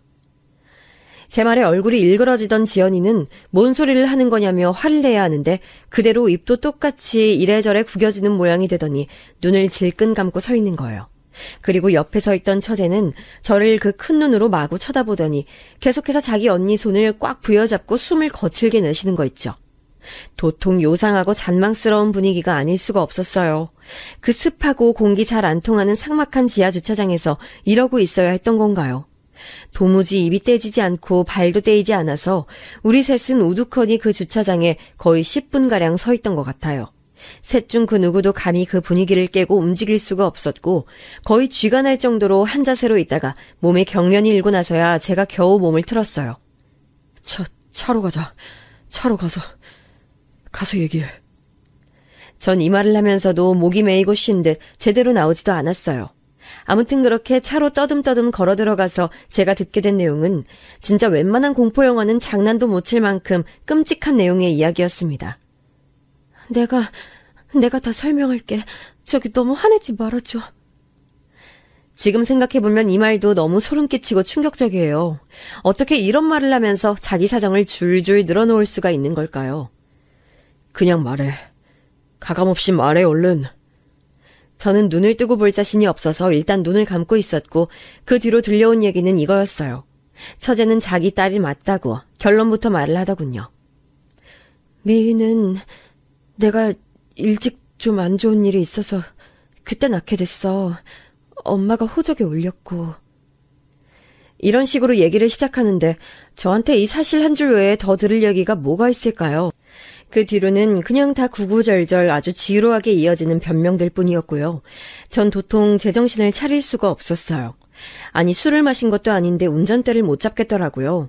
이 상태로 그냥 걸어다니기만 해도 사고 칠 것 같은 느낌이 들었어요. 저기, 부탁인데 차에서 내려줄래? 너도, 그쪽도. 저는 눈을 감고 완전히 고개를 운전대에 파묻은 뒤 지연이와 처제랍시고 같이 있는 그 여자애에게 말했어요. 둘 다 이 차에서 내리라고 말이죠. 그 말인즉슨 그 말을 하면서도 느꼈지만 전 완전히 저의 세계에서 이 둘을 이제 단절시키는 수밖에 없다는 생각이 들더군요. 정말 생살이 뜯겨나가는 듯한 잔인한 단절을 스스로 해야 하는 거예요. 저 말을 하면서도 가슴이 애려와서 너무 아프고 춥게 느껴지더군요. 왜 제가 이런 꼴을 당해야 하는 것이었을까요? 잘못은 누구에게 있는 걸까요? 다 알아보지 못한 제 자신? 너무 사람을 믿어버린 저? 순간적으로 머리가 이상해져서 저는 잘못을 타인에게 돌리지 못하고 저 자신을 향해 겨누게 되었어요. 이러다가 진짜 뭐가 잘못될 것 같아서 어질어질하다가 결국 전화기를 들게 됐습니다. 그 대상은 다름 아닌 장모님이었어요. 제가 전화를 걸게 된 이유는 불과 하루 전날까지만 해도 저한테 처제의 안부 전화를 거셨던 분이었거든요. 참 앙큼하고 늙은 여우같이 능글능글하게. 어쩜 인간이 그럴 수가 있나요? 자기 딸이 일찍 사고쳐서 낳은 손녀를 자기 호적으로 올린 건 그렇다 쳐요. 100번 양보해서 자기 자식을 지키려고 했다 치자고요. 그 뒤의 행보가 어땠나요? 사위인 저에게 그 사실을 알리지 않고 결혼시켰고요. 이후에 우리 집으로 보냈어요. 데리고 있으라고요. 호적에 올려서 조용히 살 거면 자기가 데리고 있었어야지 저한테 보냈다고요. 저는 이 부분에서 분노가 치밀어서 참을 수가 없더라고요. 쫓아가서 얼굴을 보면 제정신으로 있을 수 없을 것 같아 전화를 걸었어요. 장모님, 접니다. 지금 미연이랑 미희는 집에 갔을 거예요. 제 말에 장모란 작자는 정말 아무렇지도 않게 말하는 거예요. 마치 밥을 먹었냐고 묻듯이 자연스럽게 말이에요. 그래. 오늘 결혼식 갔다 왔지? 자네는 안 갔어? 왜 지연이랑 미희 둘만 보냈대? 장모님. 저는 이때 다시 숨을 들이쉬었다가 말을 꺼냈고 돌아오는 장모의 뻔뻔한 반응을 보니 이제 정신줄을 잘 잡아야겠다는 생각만 들더라고요. 장모님, 왜 그러셨어요? 처제 아니잖아요. 지연이 딸이라면서요. 장모님 저한테 왜 그러셨어요? 이 말에 장모는 한참을 말이 없다가 그 꿀먹은 벙어리 같은 침묵 뒤에 뭐라는 줄 아세요? 진짜 제가 미친 건가 이 작자가 미친 건가 헷갈렸다니까요. 이제 알았구만. 그래. 어쩔 수 없어. 자네가 순리를 받아들여. 데리고 살겠다고 아내로 받아들여서 살겠다고 데려갔잖아. 그럼 지난 일도 다 품어야지. 그래야 부부지. 여기서 저는 괴성을 지르면서 마구 날뛰게 됐어요. 몇 번을 생각해봐도 제 입에서 나올 수 있는 소리였나 싶을 정도로 아주 괴팍하게 말이에요. 그걸 지금 말이라고 하십니까? 제가 왜요? 제가 왜 장모님 딸이 질러버린 일을 품어야 되는데요? 제가 꾀꾀거리면서 소리를 질러대는데 정신 차려보니 침이 흐를 정도였더라고요. 그새 장모는 전화를 끊어버렸고 제가 몇 번을 걸어대도 받지 않았어요. 장인도 같이 있었는지 둘 다 똑같이 안 받더군요. 그러니 제 머릿속은 복잡해졌고 이후로 일을 어떻게 해야 하나 머리가 아파올 뿐이었어요. 일단 뭔가 말할 정신도 없었고 그날 집으로 들어가니 처제란 여자애는 온데간데 없고 지연이 혼자 앉아있더군요. 눈물이 가득한 얼굴로 집에 불도 켜지 않고 꼼꼼한 조명 아래 무릎을 꿇고 있는 거예요. 여보, 많이 힘들지? 내가 정말 용서를 구할게. 미리 말 못해서 미안해. 나도 사정이 있었어. 나가. 전 딱 잘라서 말했어요. 여보. 아니 됐어. 나가. 부탁할게. 내가 빌까? 나도 엎드려서 빌어? 그래야 나가줄래? 여기 내 집이야. 이렇게 말했는데도 어정쩡하게 서 있는 지연이를 향해 저는 결국 극강의 한마디를 건넸고 그 말에 지연이는 소스라치게 놀라 신발을 마구 주워 신고 뛰쳐나가더라고요. 너 지금 안 나가면 나 정말 제대로 사고 칠 수 있을 것 같아. 이렇게 말할 때 빨리 나가. 그 뒤로는 책임 못 져. 지금 당장 나가 빨리.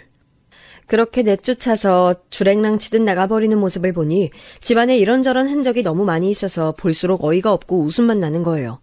둘이 정갈하게 이것저것 하나 골라서 꾸며놓은 모양새며 웨딩 촬영에서 걸어둔 액자며 또 그 사이에 눈치는 있어가지고 쥐도새도 모르게 그 처제란 여자의 짐은 다 뺐더군요. 자기는 그대로 여기에 붙어있을 수 있을 거라 생각했던지 자기 짐은 치우지 않고 그대로 둔 게 화가 났다가 어쨌다가 하여간 저는 제정신이 아니었어요. 저는 이후로 거의 며칠 밤을 잠을 잘 수가 없었고 회사도 휴가를 냈고 부모님과 누나와도 연락을 하지 않았고요. 집에 있는 물이나 마시며 굴러다니던 빵이나 뜯어가면서 그렇게 누워서만 며칠을 보냈어요. 전화도 일절 받지 않고 핸드폰도 보지 않았고 TV도 틀지 않았습니다. 그냥 이렇게 사라져버리면 안 되나 싶은 눈을 뜨고 있는 자체가 무섭게 느껴지는 일상이었거든요. 어떻게 저를 그렇게 감쪽같이 속일 수가 있었을까요? 저를 비롯하여 우리 부모님과 누나까지 정말 단번에 속여버렸으며 아무리 생각해도 제가 우라통이 터져서 참을 수 없는 건 지연이는 당연하고 장모의 태도예요. 저를 얼마나 바보 천치로 봤으면 딸인 걸 속여놓고 그 딸을 제 집구석으로 보내냐는 말이죠. 그래놓고 받아들이라고 하고 전화를 피했어요. 심지어 중간에 정신 차리고 문자를 확인해보니 이렇게 메시지가 와있더군요. 순간 전화를 부숴버릴 뻔했습니다. 자네, 경우가 없는 사람이네. 갑자기 이렇게 애를 쫓아내면 어떡하나 대화로 풀어야지. 부부로 살겠다고, 기쁠 때나 슬플 때나 함께 하겠다고 하지 않았나. 부부는 그런 걸세. 이게 뭐하는 짓인가? 내 딸에게 실망을 안겨줄 텐가? 이런 말 같지도 않은 말을 맞춤법도 다 틀려가면서 떠듬떠듬 거만하게도 써서 내보낸 얼굴이 상상돼서 전 이대로 있다간 정말 분노에 못 이겨서 죽을 수도 있겠다는 생각이 들었어요. 그렇게 생각하고 나니 너무 억울해서 미치겠는 거예요. 제가 왜 그렇게 돼야 하는 거죠? 저는 피해자로서 당한 것밖에 없었는데 말이에요. 거의 짐승처럼 어슬렁어슬렁 집안에서 맴돌고 있다가 장모의 저 문자에 정신을 차리고 제 스스로를 이렇게 괴롭히느니 저들을 망가뜨려야겠다는 생각을 겨우 했어요. 여보세요, 처남. 나야. 그래, 얘기 들었지? 처남에게 전화를 걸어 이 말을 할 때쯤 저는 겨우 목욕을 하고 밥다운 밥을 먹고 안방에서 거울을 보면서 처남에게 전화를 걸었어요. 제 자신을 다시금 보고 얼굴을 매만지면서 왜 내가 고통을 받아야 하는지, 그러면 안 된다고 다짐을 몇 번이나 했습니다. 처남은 발발 떨면서 전화를 받았는데 그도 그런 게 저랑 일로서도 얽혀 있었거든요. 제가 아는 형을 소개시켜줬고 또 다른 제 지인은 장인장모의 식당과 협업을 해서 벌리고 있는 사업이 있었어요. 하여간 다시 쓰다 보니 열받는 게 이만큼 처가에 열심을 다하는 사위가 어디 있나요? 아니, 많은 사위분들이 대체로 열심히 하시고 가정을 잘 이루며 사시겠지만 그런 사위분들 중에 저 같은 상황에 처한 분들이 흔하신가요?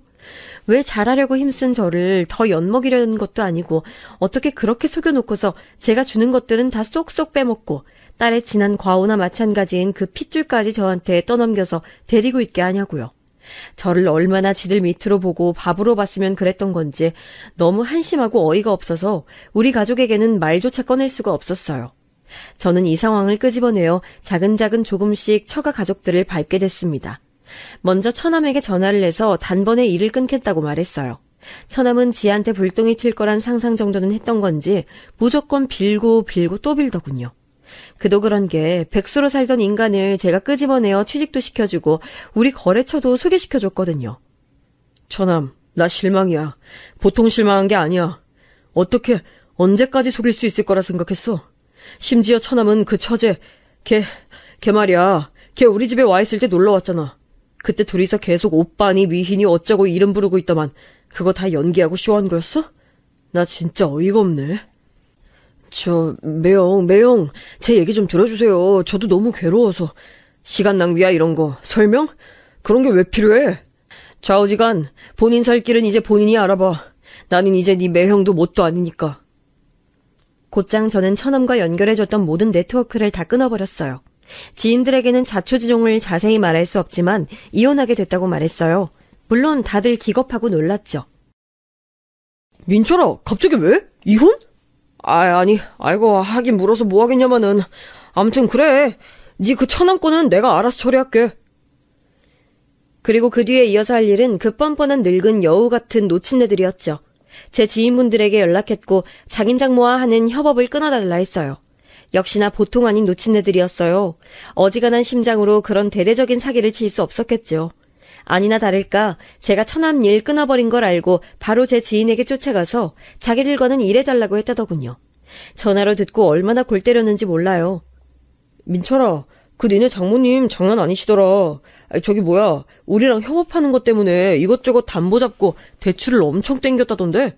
아니 근데 왜 계속 해달라는 거야? 구두로 계약하긴 했었는데 새삼스레 왜 저러는지 모르겠어. 저기 형, 그거 그만 좀 해주세요. 제가 다른 분들이랑 연결해드릴 테니까 저희 장모님 쪽이랑은 일 끊어주세요. 아니지. 이제 장모도 뭣도 아니에요. 저 이혼할 거예요. 소송도 할 거고요. 이렇게 해서 제가 웬만큼 큰 마음을 갖고 처가 쪽에 보냈었던 인간적인 모든 배려들을 전부 가위로 전깃줄 자르듯 뚝뚝 잘라버렸어요. 현재 이혼 소송 중인데 이 쇠심줄 같은 것들이 독이 올라서는 제 뜻대로 해주질 않고 있어요. 제가 다 끊어버린 것 때문에 밥줄은 물론이고 대출받은 것들을 어찌 감당하냐며 아주 욕을 하고 난리들도 아닙니다. 그나마 뭐랄까, 이 모든 원흉의 근원인 지연이, 걔는 그나마 양심이라도 있는 걸까요? 어쨌건 본인은 저한테 아무런 연락도 하고 있지 않아요. 사실 걔도 잘 모르겠어요. 그 뒤로 미안하다는 말도 안 하고 지 엄마를 통해서 이혼은 할 수 없다. 사기 결혼 소송은 더더욱 받아들일 수 없다는 의지를 나타내고 있으니까요. 이게 사기 결혼이 아니면 뭔가요? 저는 그들을 절대 적당한 방식으로 봐주지 않을 거예요. 주변에 법적으로 도움 줄 사람들도 없는 건지 그 표독스럽게 돈도 고르고 욕심만 그득한 것들이 매일같이 집착하는 내용의 문자를 보내는 것 말곤 뭣도 못하고 있습니다. 저는 이미 이런저런 절차들을 다 마련해놨고 단지 저를 괴롭게 하는 건 눈 뜰 때마다 매일같이 머리를 얻어맞는 듯한 트라우마가 남았다는 거예요. 아내의 나이 차이 많이 나는 여동생이 알고 보니 아내의 딸이었다는 거, 그 한 줄만으로도 너무 역겹고 토할 것 같거든요. 그나마 하늘은 제 편이었는지 사기 결혼 소송 준비는 순조롭게 되어가고 있고요. 저 집 식구들은 안 그래도 궁핍한 형편에 그나마 중산층 사위를 맞았다가 아주 황금알을 가진 거위배를 갈라버리는 꼴이 됐어요. 자기들이 그냥저냥 살던 때에 비해서 빚까지 어마어마하게 지고 다 같이 내쫓기는 신세가 된 셈이죠. 그 꼴 저는 팝콘 먹으면서 끝까지 구경해줄 생각입니다. 두고두고 제 눈으로 보면서 절대 용서해주지 않을 거예요. 그나마 인생을 제가 잘못 살진 않았던지 주변에 있던 형들이나 직장 지인들, 동료들이 여러모로 제 상황을 알고 하루 이틀 번갈아가며 잘 있는지 연락을 해주고 있어요. 참 고마운 사람들이에요. 한 가지 서글픈 건 저도 이런 좋은 사람들이 있지만 단 한 명의 배우자를 만나서 잘 지내고 싶었는데 말이에요. 제가 겪은 가장 큰 손실은 그렇게 잘 해나가고 싶은 기대와 자신감을 아주 크게 훼손당했다는 거예요. 이건 어떻게 보상받을 수 있을지 그 부분이 저에게 가장 큰 숙제라고 생각이 되네요.